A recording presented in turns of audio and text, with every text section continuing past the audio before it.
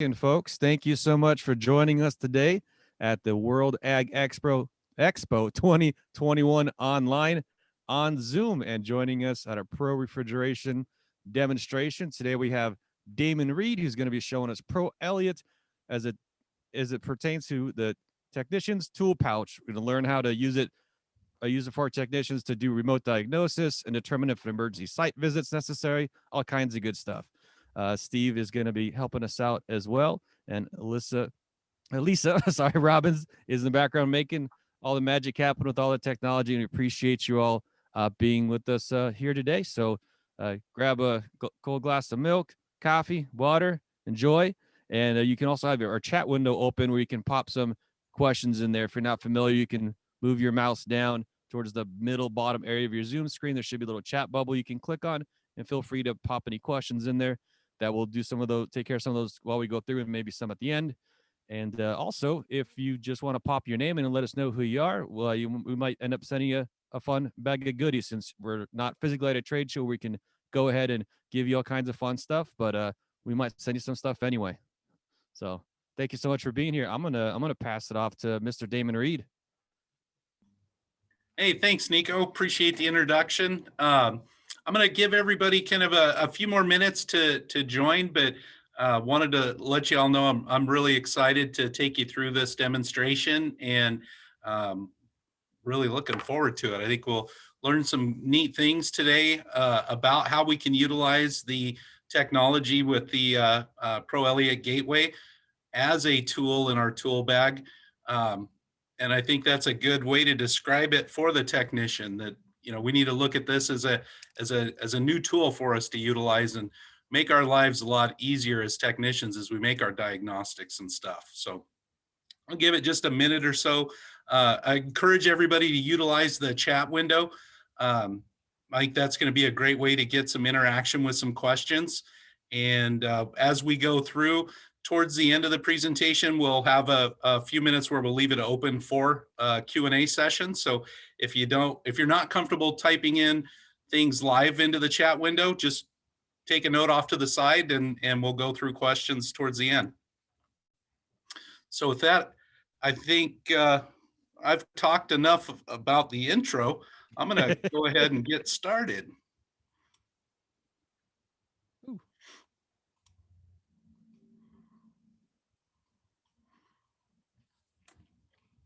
So I'm sharing my screen now. I'm going to go into our web browser.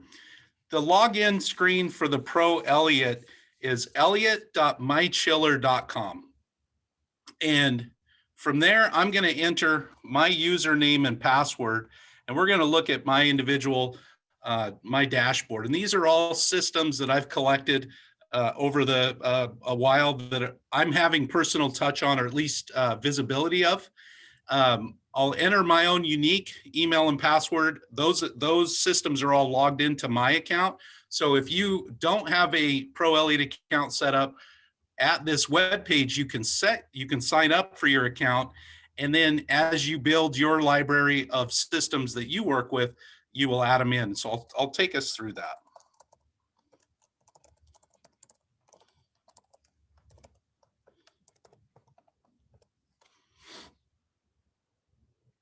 And through the presentation, I'm going to give an overview of the dashboard, an overview of the tile layouts, and we'll explain that.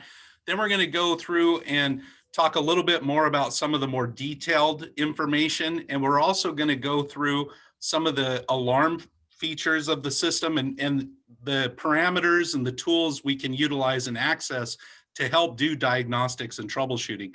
I've also got a couple of unique ones, projects that were actually one that was troubleshot today that we're going to use as an example as well. So once the home page loads, we are able to see that I've got 65 devices connected to my dashboard. 45 devices are currently active. I have 2 devices in an alarm state, and I have nothing in an alert state, and there's 20 offline. I like to talk about what's offline, because as a technician, that tells me that the power could be out, or the system could just not be connected to the internet at the moment. So we noticed one just as my dashboard updated, another one went offline. The system is going to reconnect itself if it's a network connection. So sometimes you can see that. The dashboard takes these boxes, these are called our tiles. These tiles will move around, and they're going to move around when something's in an alarm state. It's going to bring that tile right up to my first, right at attention for me. So as you can see, I've got quite a few here, but these two that are in alarm immediately give me a notification. What I can see with the tile, I get that the current fluid temperature and the current set point. So for this system in particular, what I can look at is I can say, you know, I've got a 35-degree set point. I know I'm in an alarm state and my fluid temperature is maintaining set point.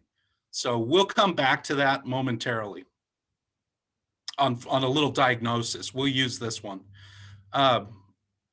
What we can see here, when we hit this little drop-down menu, this expands the tile. And as the tile expands, I can see a little more information. I can see fluid temperatures again, but I can now see my outside ambient temperature. And I can see, like, this system in particular happens to be a 3-compressor system. So I can see that compressor number 2 and compressor number 3 are in operation and green, and number 1's yellow. We'll talk about that later, but that means it's just in a standby mode in this case.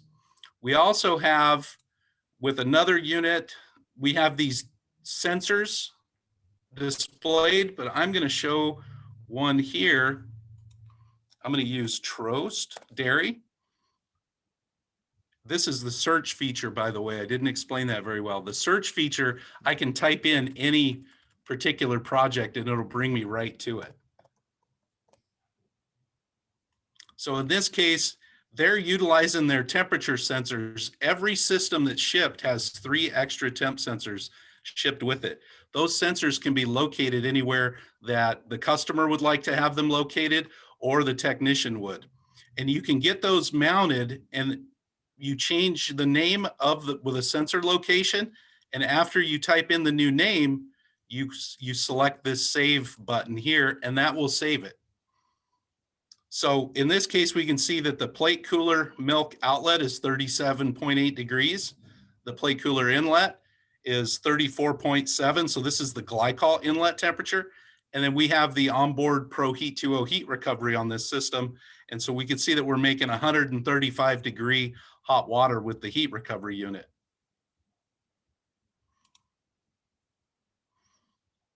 We can bring that, click the tile down below, and that'll close the tile off. I'm going to show you from here, we have this view alarm screen as well. That'll give us a history of any of the alarms that have occurred for the past 3 months. We can drop that tile down and we can look at the last 6 months or the last 12 months as well. So in this case, we had a temperature sensor alarm, and that occurred on January 21st of 20, or excuse me, it would be January 21st of 2019. So this one's going back. The temperature sensor failure alarm is activated when controlling temperature sensor is found out of range. And it gives me a little bit of action as well. Inspect the connection to the control board, inspect the wire for damage, or check the sensor itself for damage. And I'll come back to those diagnostics later. We just close that menu out. From here, we can go down below. We notice that we have a system alert and we have a parameter screen. I'm going to look at the system data tab.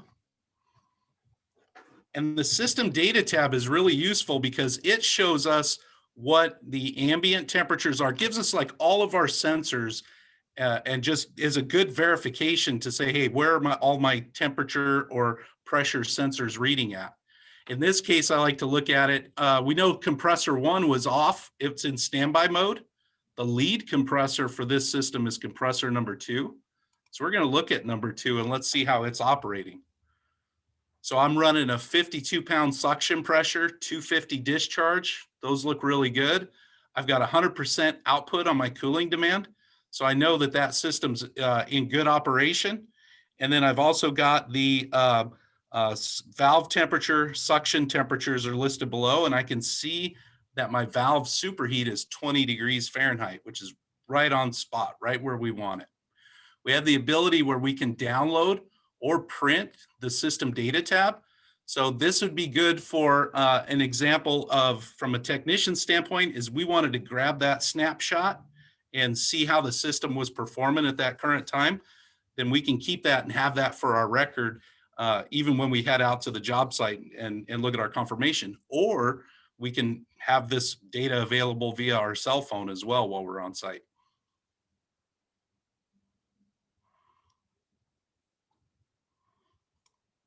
I'll bring this one up. The other thing I wanted to show from here on the tile, the operational report card. The operational report card, this gives us a snapshot of the 3 temperature sensors, where they're operating at. I like for myself as a technician, I'm going to want to know what the serial number is of the system, and I'm going to want to know what the model number is of the unit. This tells me I've got a 4040 system, 404A with a 1,000-gallon reservoir on it. This report card, from the top down, we look at our historical averages of the system. This tells us that for the last 30 days in any 15-minute window, the chiller fluid temperature, the lowest reading it ever recorded was 30.9 degrees, and the highest it ever got was 36.9. It gives us the date and the timestamp for that as well. We can see our chiller fluid tank level is in a good place. We're in the green. And we also can change with this drop-down menu. We can change and look at our other temperature inlet sensors. So if we wanted to look at the milk outlet, for example, we can click on that, change that. This dashboard will update. We can see that the coldest the milk got was 31.5. The highest this sensor got to, keep in mind, this wasn't necessarily the milk temperature, but this was the pipeline temperature on the CIP wash. So we were going through a CIP in this case, and that pipeline got up to 158 degrees, which is a good temperature for a wash up. Further down, we can see the 3 different windows for our temperature sensors that we can select. Those are based on military time as well. And then at the top, this feature here, this is our Pro E7 circular chart. And that window, that gives us a view. These are the circular charts that we're all used to seeing on farm when we're doing diagnostics, maybe looking at what our milk temperature is. In this case, this is our milk outlet of our plate cooler. And those, we can zoom into that and really dial in to the operation of what's happening with the milk temperature coming out of the system. We can see we've got good, steady, cold milk temperature. Then we go into our CIP cycles. As a technician, sometimes we may find that we're utilizing this tool and we're not troubleshooting the chiller. We're helping doing some diagnostics on the CIP cycles.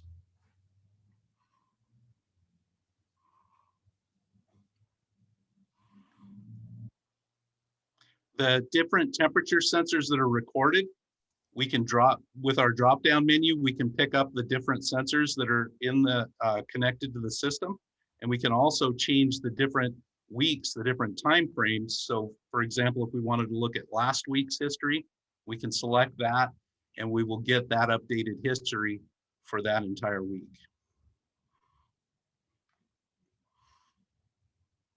So we can close that out. I want to talk to you about the parameters section. And as we look at some of the parameters, I'm going to utilize a farm from this morning that we were doing some diagnostics on with a customer in Wisconsin. So this system, we had received an alert this morning of a low suction alarm. And so this was read. The diagnostics we had done, before we went into much of the histories, we were looking at some of the parameters. And these parameters you can change, and you change these live. So if you make an adjustment in the parameters window, towards the bottom of the screen, there's a save, and the save button will save those parameters live. But what the customer and I had some discussion about, or the dealer and I had, the control point for the head pressure was at 225 psi.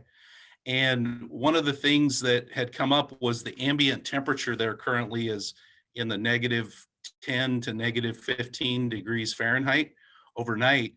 And we wanted to bring that head pressure up a little bit so that we could get a little more discharge pressure and a little better differential for our system.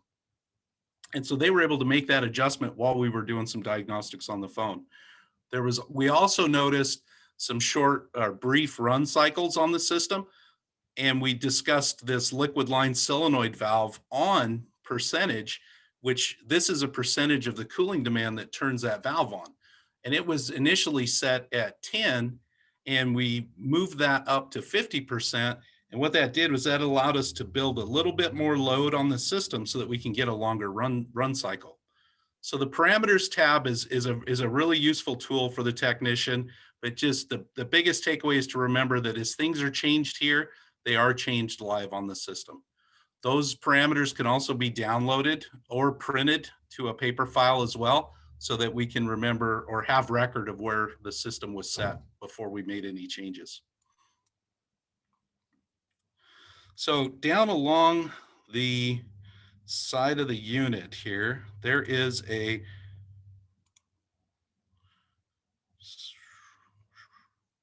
history tab, and I am going to select the history tab.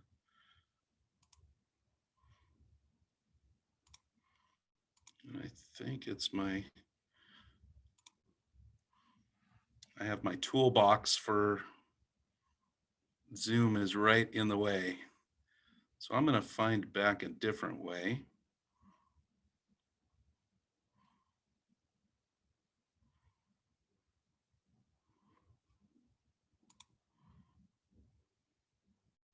So here we're going to grab onto this tile's history tab, and I'm going to show you what's loading now is about 14,000 data points, and it takes just a few seconds to get that loaded.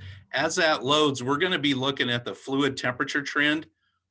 So this would be our glycol temperature, what our refrigerant pressure trends were, our superheat trend. Now this is the superheat that the electronic expansion valve is seeing. And then we also get to look at our valve percentage trends. And we'll look at those menus or those 24-hour graphs. And that's what's coming up now is this, it's a 24-hour snapshot. So over the last 24 hours, this is what I'm looking for on my fluid temperature. This point here where we raised up, and we can take this and zoom it in so we get a little tighter view of that time frame. So here is where we tripped the alarm, and we noticed that the glycol temperature was starting to increase. And that the dealer noticed that, and they put in the call to our tech support team, and then we were able to assist with troubleshooting. So from here, we can move this left and right to look at a more dialed in zoom, and we can get that in really tight too if we want. And we'll look at that. That comes in handy on the pressure screen. So in our diagnostics, we looked at our pressures, and right away, some things that jumped out to me when I'm looking at these graphs and when I see the suction pressure and the discharge pressure, there's a lot of, for lack of a better way of saying it, there's a lot of squiggly lines here. It can be a little overwhelming. But what I look for is I look for these trends and any anomalies outside of these trends. And so right off the get-go, I'm looking at the system that had tripped was circuit number 2. So I'm going to click this and I drop out the suction pressure graph for compressor 1, and then I can drop out the discharge pressure graph for compressor 1. But as soon as I do that, something jumps out at me. Look at how much runtime I'm getting with compressor number 1 as opposed to compressor number 2. And so what it told us is that, you know, we're not really getting very long run cycles with that compressor. And it helped us dive into some other things, because the next window we looked at was our superheat trends. And as we looked at our superheat trend, and the usefulness here is being able to zoom in on that graph and look at a little closer, tighter period of time. So this was after this area now, this is after the system has been reset and it's back up online. But as we look back here, pretty consistently on our graph, our superheat and our superheat trend is a little bit lower for compressor number 2 than it is for compressor number 1. So the next thing we looked at was our valve percentage. And what is our electronic expansion valve doing, our metering device for the refrigerant? What's it saying? And again, we're looking at these trend lines. And what we analyzed here was the way the valve operates. When the system goes into refrigeration mode, the valve goes to a initial setting position. After a few 30 seconds of runtime, the valve will then go into its automatic operation mode, and it needs some run cycle to settle.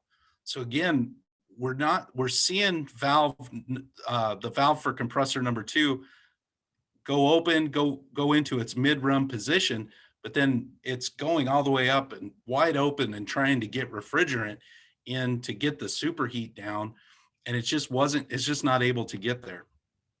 So it kind of what the history graph did for us technically, it told us, yeah, there's something going on here. It could be fluid related, it could be refrigerant charge related, or it could be it could be ambient temperature related. And what we were able to do up here in this top window, there's a download history tab. And from here, you can select and look at an Excel spreadsheet file of these records, and you can dial in to these analytics a little further. What we were able to identify was that the refrigerant suction pressure was coming down as the compressor would start and then cycle the compressor off. And we just weren't able to build up discharge pressure or suction pressure. A little further investigation of the particular system and the low ambient temperature, we have a insulated and heated liquid receiver on this unit, and we're pretty highly suspect that the fuse is probably blown for the heating element, and so we're not putting the heat to the receiver for those low ambient temperatures. So we were able to diagnose that stuff within 10-15 minutes and do it all remotely. We didn't have to be out in -10 ambient.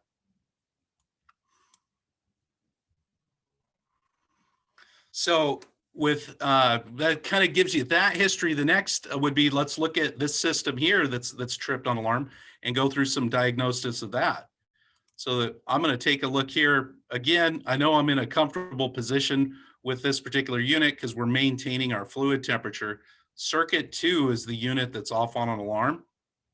This particular customer, they have the 3 sensors in, but they're not connected to anything currently at the moment.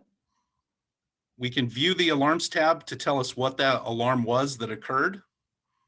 Low suction alarm mode. We can go in now. The first spot I like to go is the system data tab. I'm going to look at circuit 1, and I can see, I'm running 50 pound suction, 230 on the discharge, decent on my fluid temperatures. I got good output. Okay, that's what my happy compressor is looking like. What's going on with the one in alarm? And right away I could see I'm only registering 1 PSI on discharge and 0 PSI on the suction pressure. So as a technician, and I'm going to look at saying, hey, what if we had to make a service call out to this job site at the moment? I'm going to make sure that because these 2 pressures are flat, I'm going to make sure I got enough refrigerant that I can charge the system back up, and also that I've got the right tools, evacuation, recovery equipment, nitrogen for pressure testing, and I've got plenty of different items for making a brazed or a piping repair. My suspicion here is that there's a leak on the system. And we can go into our history tab and just look at the history as well as just added background information for us. And we'll look at that pressure trend and see what, just to make sure there's no anomalies. We want to make sure that, we're not seeing pressures go up for a little bit, and maybe there's a loose connection on a sensor, for example. And what we would see in something of that nature is we would see like, say, for example, maybe 30 psi suction pressure for a brief amount of time, and then maybe it drops to 0, and then it's back up to 30, and discharge pressure is looking good too. But odds are, in this case, for both pressure sensors to be reading inaccurate, I think it's more along the lines of a refrigerant leak. So I'm looking at circuit number 1. I can drop that information out again, drop out my discharge pressure. So over the last 24 hours, I'm flatlined on both suction and discharge on this system. So pretty good indicator that we're out of refrigerant. So that is something. So as you're logged in with a PROElliot account, any of the accounts that are on your dashboard, if any of those go into an active alarm, you're going to receive an email. That email is only going to go to the registered account email address. So in this case, if I had multiple people that I'm expecting or looking at the system, if this device is not registered to their account, it's only going to email myself. So if I'm working at a dealership and there's 5 or 6 customers that we have that are PROElliot active, if I'm the only one that's got those registered to my account, I'll be the only one to get that email address, or excuse me, that email notification. When we want to register a device, we do that through the dashboard. We just register the new device. That takes us through a video of how we can access the PROElliot code, generate a code. There's a unique six-digit code that's generated that we enter through our dashboard. We also have some good links at the top of this page to technical videos, some frequently asked questions. And so we can utilize those tools as we go through. So looking at the dashboards, we'll go through and take a look at a few of the different alarms that can occur. I'm going to go through high head pressure, discharge pressure sensor failure, suction pressure sensor failure, a low suction alarm. There's an external alarm, superheat alarm, temperature sensor alarm, and then there's a circulation pump failure alarm. So there's about those 7-8 alarms that could come through, and I'll just talk through the tools that we have available here that we could utilize to check those. So if I get a high head pressure alarm, that high head pressure alarm, I'm going straight to the system data tab. That's always going to be my first go-to, and I'm going to be looking at what's my discharge pressure doing. But I'm also going to pay attention to what's my outside ambient temperature. If it's 125 degrees ambient, and that sensor is a sensor located to the next to the chiller where the inlet air is for the condenser. So it may be the weather report says I've got 90-degree ambient, but maybe the air where the chiller's at and the inlet air coming into it is much warmer. So this isn't forecasted temperature. This is the temperature at that sensor. When I'm looking at the head pressure, if I've got elevated head pressure and I'm going off on an alarm, then I'm going to start taking a look at, maybe depending on what's happening with my fluid temperature and my set point, I may need to get out and see what's going on with the system. The discharge pressure sensor failure. If I have a discharge pressure sensor failure, that again, the first spot I'm going to go to is my system data tab. And what I'm looking for there is I'm just looking for verification. If I'm reading, like, let's say in this one, for example, if I was to have received a discharge pressure sensor failure alarm, but I come online and I see I've got 188 pounds of discharge pressure reading, that should be fine. I'm reading a good pressure. Then I'm probably going to come from there.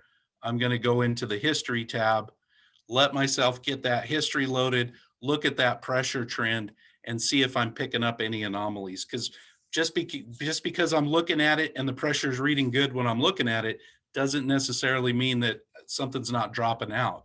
And if I don't pick it up on this pressure trend graph, then I can always download the history and take a look at it there as well.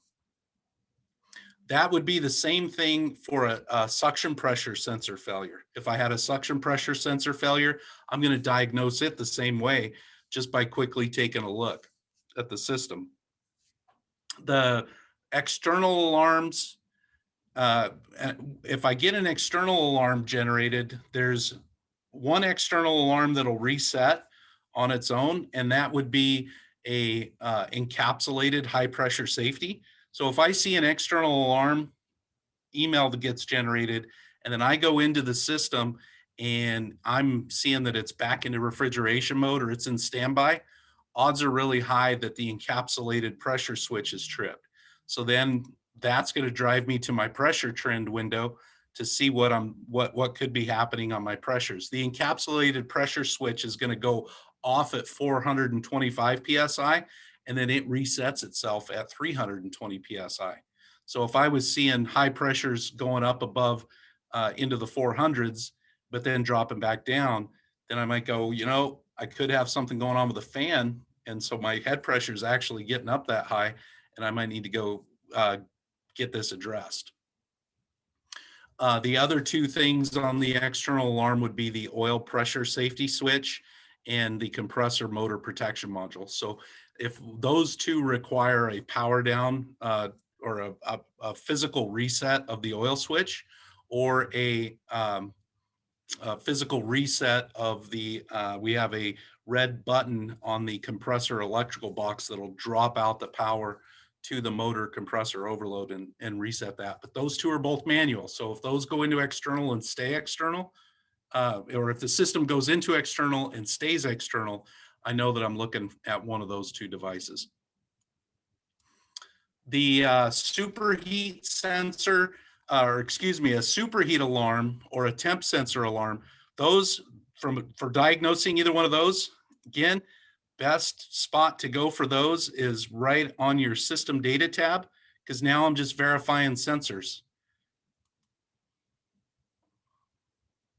And so as those come up for me, I'm looking right away at inlet temperature, outlet temperatures, making sure that those sensors make sense. I have seen where an outlet temperature sensor may read like 70 degrees Fahrenheit and my inlet temperature reads 30. The cool thing with this is I can drop down to other compressors and I can look at their sensors. So compressor 3, 31, 32, compressor number 2 and compressor number 1, they're similar in reading. So if I see a big anomaly, one reading 60 or 70 degrees, that helps me dial right in. Hey, this sensor is the one out. What you could encounter, and what I've seen before as well, is this suction temperature sensor here. In this case, it's reading 31 degrees. This compressor's in short cycle. Let's grab one that's in refrigeration mode here. Okay, so at 32 degrees, we could look at this. We know what our superheat is, and we know what our suction pressure is, and we can run some quick calculations and confirm that that's a good, accurate temperature sensor. This is at the compressor. Here's our valve A temperature. Our valve A temperature is 32 degrees. These systems are close coupled, so our temperatures between the outlet of the evaporator and the suction temperature, which is on the compressor suction line, they should be relatively similar. If I see a big variance in this, doesn't necessarily mean the sensor's out. We could have refrigerant flooded into the suction accumulator. But by seeing what these two temperatures are, that helps for that diagnostic.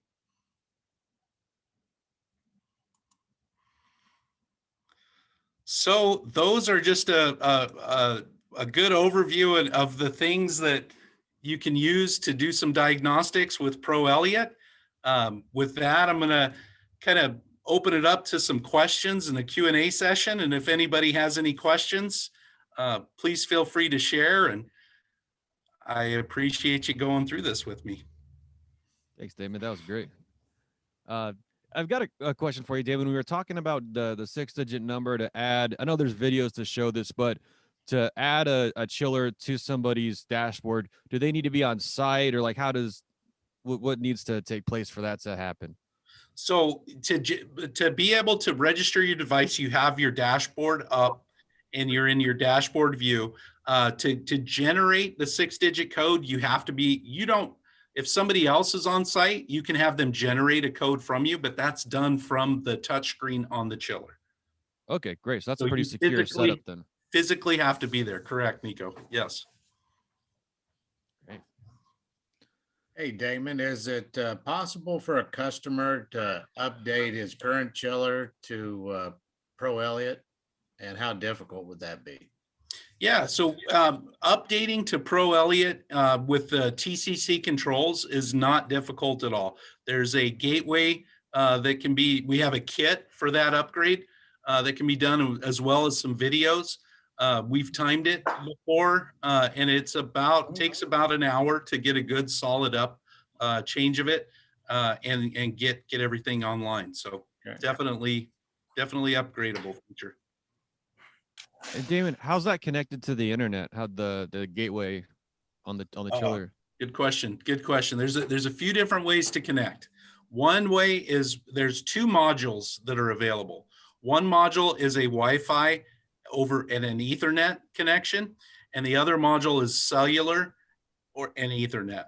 So the reason we have Ethernet capabilities on both of them. Ideally, you don't want to have to run wires. So you want to be Wi-Fi or you want to be cellular. Cellular is the best preference, just because as soon as that unit's powered up, it's live. It's feeding data. You don't have to worry about any Wi-Fi codes. I don't know how many of us have set up Wi-Fi and instead of getting everything in capitals, or you don't get the right capital, you get one lowercase, and everyone's saying, hey, that's the right Wi-Fi path. You don't have to worry about that stuff with the cellular version. So, but either one has the Ethernet capability too. That's great. Thanks, Damon. We actually have a question in the chat also here. I'll read off. So currently all sensors are wired and supplied. Oh, nope, that's the answer. Yeah, that's great. I was reading. I saw Great. a question there. It was asking about the sensors and how long the wires are that it comes with, just so folks have some idea. That's right. So the sensors, and just so everyone knows, where those are going to be located directly underneath the electrical control panel, and they'll have 100 feet of cable connection attached to those. Thanks. Great job, Damon. Hey, appreciate it. Now you covered a lot. I learned something. That was great. I appreciate it. I mean, that was really good. It's fun, man. It's fun. And you know, for everybody that's still here and stuff, I mean, from a technician standpoint, once you as you become more adopted to utilizing these metrics and these tools like PROElliot for troubleshooting, man, you don't want to go back. You know before you go what's going on. You know, 25, 30 years ago, being a service tech, you'd have to load up so many things when you would get a service call that you may or may not have on your truck. I mean, we all tried to have a service truck that was stocked with everything you could possibly need, but it never failed. You always had that box of all those extras that you had to round up. And being able to look at this, that's helpful. That's helpful. Oh, we're looking at something to be on the lookout for an update coming on the system as well after Valentine's Day. So we're looking at some new the PROE7 circular graphs. You know, right now we were able to see in the demo just that single temperature that was being recorded. There's some cool things coming where might be able to see multiple sensors recorded on that PROE7 chart, and that's handy to see that view. That's great. David, we do have a question from our friend Rob Carefoot here. He's asking, how big are the sensors? Will they fit into a temp port on a tank? Hey, great question, Rob. The temp sensors, they're about a 3/4 of an inch long, and the diameter of them is like 5/16 of an inch. So they will have no problem fitting into a tank temperature sensor well. Okay. Okay. Yep. Yep. The ones that they're a surface mount. So that's something I'll add to this. They're not, you don't want to submerge them into fluid, but they can mount to external to a pipe or in a well. Okay. So they can go in a thermal well, no problem. You bet. You bet. Okay. Perfect. They're also they're concave. There's a little half moon shape to them. So if you mount them to a pipe, you want to put that half moon shape on the face of the surface that you're recording the temperature of. Okay. I have a wanna- question. Oh, sorry. You go ahead, Lauren. Okay, so Damon, you said there's going to be an update. So if someone already has PROElliot, and they got it maybe 6 months ago, is that, and I'm sorry if you already said this, will their system all automatically get updated, or do they have to do anything? Yes, that's part of the beauty of it. It's automatic update. When a system's updated or a new feature's rolled out, that update's automatic to the system through. Do they get notified or anything, or it just kind of keeps going and it's just like software does on your computer? We're updating the software, and then we'll push out some notifications of an Cool. update. Thanks. And what I was going to say is right now because it's really about getting good data. That's why we're kind of being stingy and requiring all of our data to be hardwired to the system.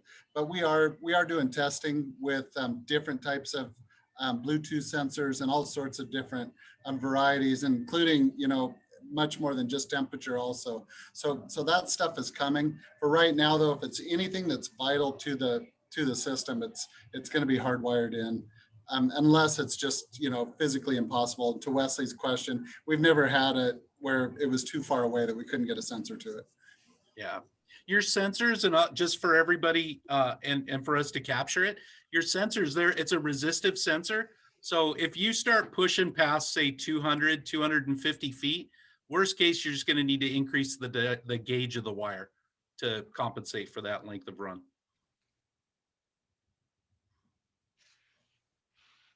Great.